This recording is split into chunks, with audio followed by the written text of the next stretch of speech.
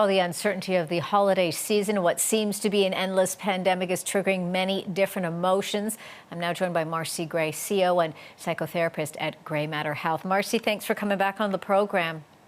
Thanks for having me again, Angie. What are you hearing? We've had a lot of these conversations about sort of the mental consequences of this pandemic, but we're not talking about a, post, regroup here. We're still very well into this.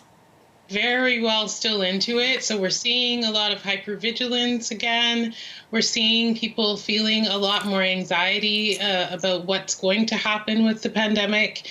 I think people were starting to feel a sigh of relief because they're thinking, maybe we're getting towards the end of this. And now with the new Omicron, I think it's bringing back some feelings of anxiety, depressive symptoms in some cases. And so we're back kind of feeling a little bit more anxious about how things are going and what things are to come. And age groups here, it's not just, adults, men versus women or whatnot. Younger people are really feeling the brunt. And you're talking about young adults, those in high school, even our little ones are expressing their anxiety over this.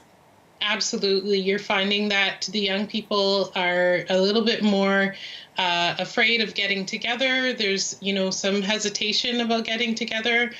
You're feeling that there's a feeling of anxiousness, a little bit more hypervigilance with things. So they're feeling like they're missing out sometimes, not wanting to necessarily go party and hang out. They're a little bit more cautious about that. And you're also seeing some anxieties in children.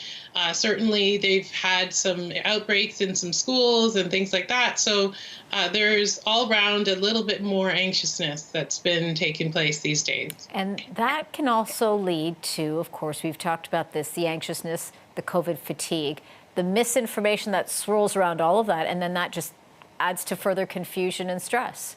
Yeah, sometimes there's a lot of information that's on social media. A lot of young people spend a lot of time on social media. So I encourage them to be, looking at the actual news, not necessarily what their, celebrities are saying or what other people are saying on the influencers that they follow, but really checking out what the medical professionals are saying and making sure that they're keeping informed with what's really happening. What else would you tell Canadians right now who are scared right now? They want to be able to see family, not sure they can see family. So really, this is the season to be jolly, right? It's supposed to be the most wonderful time of the year. So what we want to do is not lose sight of the holiday season. We don't want to lose sight of that.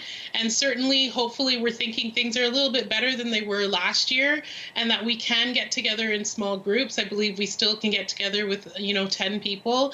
However, you can remain connected to those who you want to be connected with is so important. Find your tribe, find your community, your circle, your bubble, and really stay connected within that bubble. Really stay connected with those people who mean a lot to you. If there's anything we've learned from the pandemic, it's keeping connected to the things that are most important to us. Absolutely. Marci, thank you so much for coming on to the program. Marci Gray, CEO and psychotherapist at Gray Matter Health. Stay safe and well, Marci, and happy holidays to you and your family. Happy holidays, Angie, and take care. You too.